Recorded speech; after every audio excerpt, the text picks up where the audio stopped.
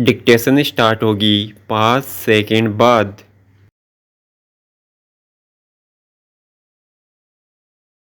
अभी हाल में गूगल ने 24 नई भाषाओं को अपनी मशीनी अनुवाद प्रणाली में जोड़ा, जिनमें देश की 8 भाषाएं संस्कृत, भोजपुरी, डोगरी, असमिया, मिजो, कोंकणी, मैथिली और मणिपुरी शामिल है विराम।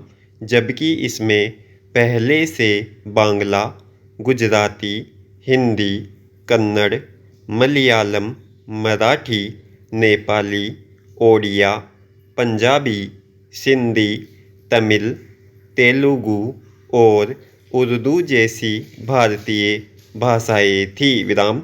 इस प्रकार अब तक विश्व की कुल 133 भाषाओं के मध्य परस्पर मशीनी अनुवाद की व्यवस्था गूगल ने शुरू कर दी है, जो भारतीय सहित वैश्विक भाषाई अवरोध को पार करने की दृष्टि से एक बड़ी उपलब्धि है विराम। गूगल अनुवाद एक ऐसे पुल की तरह है जो ऐप के माध्यम से मोबाइल पर कार्य करने की अपनी सुविधा के कारण लोगों की जेब में हमेशा रहता है विराम।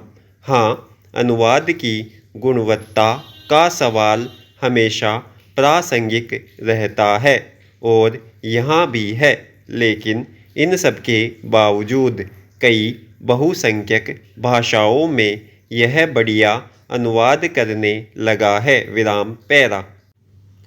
बहरहाल गूगल से हाल की जुड़ी भाषाओं को देखने पर कई उत्साहजनक निष्कर्ष निकाले जा सकते हैं, जिनमें प्रमुख यह है कि भारतीय ज्ञान परंपरा की एक प्रतिनिधि भाषा संस्कृत में अभी तक सक्षम मशीनी अनुवाद प्रणाली नहीं थी और आज हम गूगल की शोध उपलब्धि को अपने माथे पर लगाकर गर्व महसूस कर रहे हैं। दूसरा यह कि इनमें भोजपुरी जैसी भाषा भी है, जिसे देश के संविधान की 8वीं अनुसूची में शामिल कराने के लिए एक समांतर आंदोलन चलता रहता है विराम। सरकार ने तो इधर नहीं देखा, पर संख्या बल के महत्व को स्वीकार करते हुए गूगल यानी बाजार ने भोजपुरी को अपना संरक्षण प्रदान कर दिया है विराम। इन भाषाओं में मिजो और कोंकणी जैसी भाषाएं भी हैं, जिन्हें बोलने वालों की संख्या तुलनात्मक रूप से बहुत कम है और देश में संख्या बल के अधिक्रम में ये बहुत नीचे आती हैं विराम। ऐसे में अब निश्चित रूप से अल्पसंख्यक भाषाभाषियों को भी उम्मीद सीधे गूगल से ही करनी चाहिए कि उनकी भाषाओं को इस सूची में जोड़ा जाएगा विराम पैरा। ऐसी उम्मीद का एक बड़ा आधार यह भी है कि वर्तमान शोध प्रक्रिया में गूगल जिस तकनीक का उपयोग कर रहा है उसमें वह जीरो शॉट पद्धति का इस्तेमाल किया गया है, जिसमें एक भाषी कार्पस अर्थात डिजिटल टेक्स्ट से भी कृत्रिम मेधा के आधार पर एल्गोरिथम का विकास किया गया है। जबकि गूगल का शुरुआती शोध द्विभाषी यानी समांतर कार्पस के मुक्त दोहन और एकूत संग्रह के आधार पर केंद्रित था विराम। जाहिर है यह भाषाई डेटा गूगल मुफ्त में लोगों की रचनात्मक गतिविधियों से चुरा कर लेता है विराम।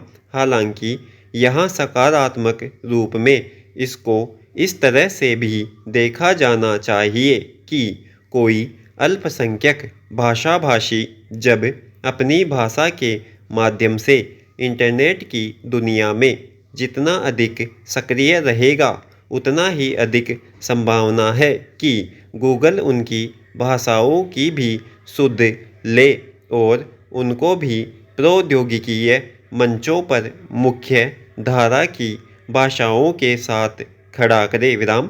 निश्चित रूप से इन सबके बीच उसका अपना हित तो है ही। विराम पैरा। खैर, यह सब देखते हुए 2010-12 के दौरान की कुछ घटनाएं याद आ रही है, जिसमें एक दिवंगत शिक्षक जो देश में मशीनी अनुवाद के पुरोधाओं में से एक थे के अपने अनुभव भी हैं। विराम।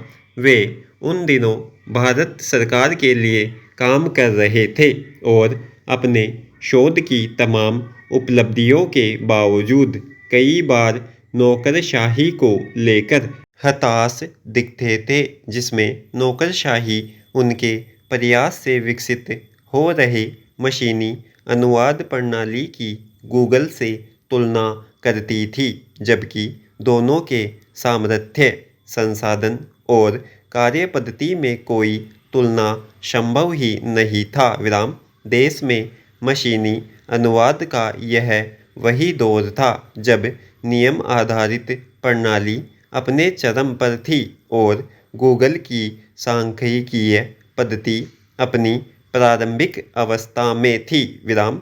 यानी किसी नदी पर एक एक ईंट जोड़कर पुल बनाने का काम देश में हो रहा था, जो तत्कालीन परिस्थितियों में सफल भी था, जबकि गूगल की पद्धति उसी पुल को जेसीबी से रातों रात बनाने जैसा है। विराम पैरा।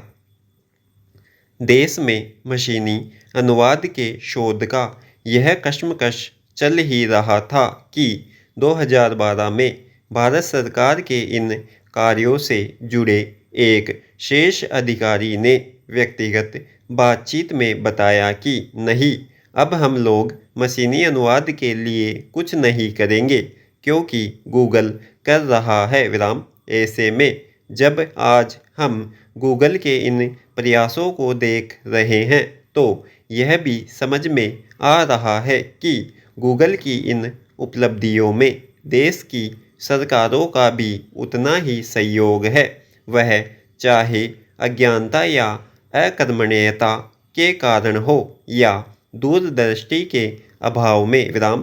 प्रकारांतर से सरकारी नीतिगत रिक्तता के कारण ही गूगल ने हमारे इंटरनेट डेटा का मुक्त दोहन किया है और आज उससे उत्पाद बनाकर हमें ही परोस रहा है और विकल्पहीन परिस्थितियों में हमारे पास जश्न मनाने के अलावा कोई दूसरा काम भी नहीं है। विराम समाप्त।